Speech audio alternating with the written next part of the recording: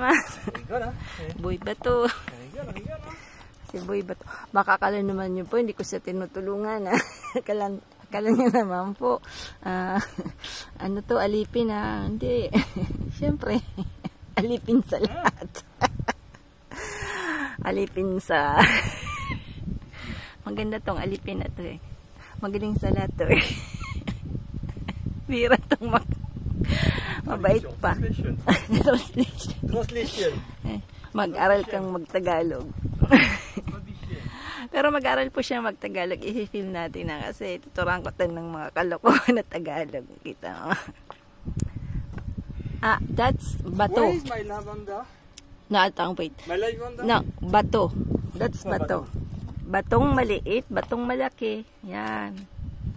Bato. Bato si Lukayu. Na. Align the Lukayu. Say bato. Bato. Yeah, good. Yan is lupa.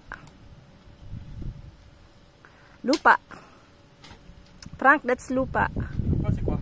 Lupa si la terre. La terre. Ayan, la terre. Ayan. Sige. Ang ganda-gandahan mo, Sabi ko nga sa kanya, dapat mamaya i-treat niya yung, dito kasi may nabibili, yung diserva ang tawag, yung pakupsitan niya nun para wag nang tumubo yung mga, yung mga damong niya, no. Kasi pag hindi niya yan pinakupsitan, nako, tuturubo na naman niya, dadali na naman yung mga damong ligaw.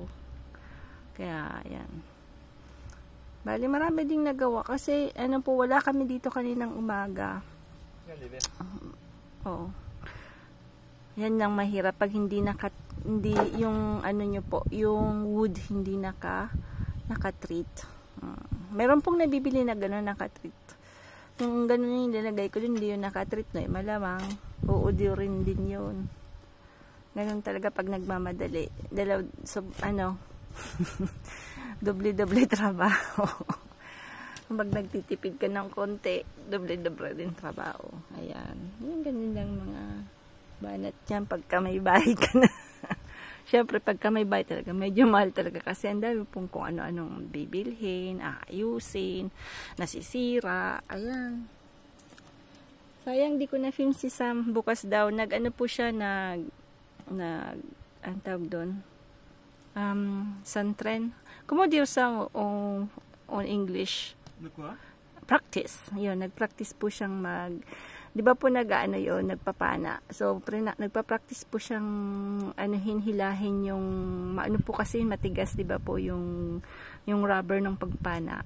Sabi ko, baka mabutas yung swimming pool. Tigok yung swimming pool. Ayun. Medyo malamig na po kasi anong oras na? Magpa 5 o'clock na po. Ayan. 5 o'clock. So, medyo, medyo, paano na po yung sun? Paano na po, ang tawag nito? Makaturog na baga si sun. Ayan. Mamaya po, ilalagay ko po dun yung lavender na tree. Tapos, ito pong, ipapalit, ito pong, lemongrass, ililipat ko po kasi hindi nag-aasenso dyan.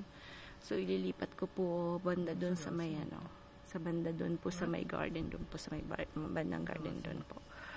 Ayan. Oh. That's a wild na damo-damo. Yan talaga mahirap niyan. Ayan po. This afternoon yan po yung, namin, yung activities namin dito sa bahay. Bukas po, samahan kami ni George kumuha ng compost na na lupa kasi ilalagay ko po sa garden. Mayroon po kasi dito po kasi yung Mary, ang tawag ba ng mayor's office yun. Nagbibigay po sila ng mga compost na lupa. Libre po yun, libre. Marami namang mga okay dito yung ganyan. Tapos ngayon po, every house sa France kailangan may composter na po. Kasi mukhang maghihigpit na po sa basura. Parang maganda rin po yung sa planeta. Yung isisegregate nyo po yung plastic, yung yung mga ganun po. Kasi syempre po yung kung nakita niyo po yung isa kong video kung nung pumunta po kami sa Bagak, nakita niyo po talaga yung basura, as in nakakaano po, nakakalungkot po na ang dami-dami pong mga bote, botilya na plastic, ganon. Everything goes to the sea, which is very sad talaga po. Very sad kung lahat po nagko-contribute ng konti. Syempre po yung planet po natin mas gaganda po, di ba? Kasi why we're search for to go somewhere in Mars or kailangan po nating i-cure yung ating planet. Alagaan po natin, mahalin po natin yung planet natin, di ba? So kahit konti yung mako-contribution natin, mag-plant po tayo, at least small things can be a big thing, di ba po? Ayan. So, magandang buhay po. Lahat po sana tayong magkaroon ng magandang kalusugan at contentment po sa buhay. Ayan.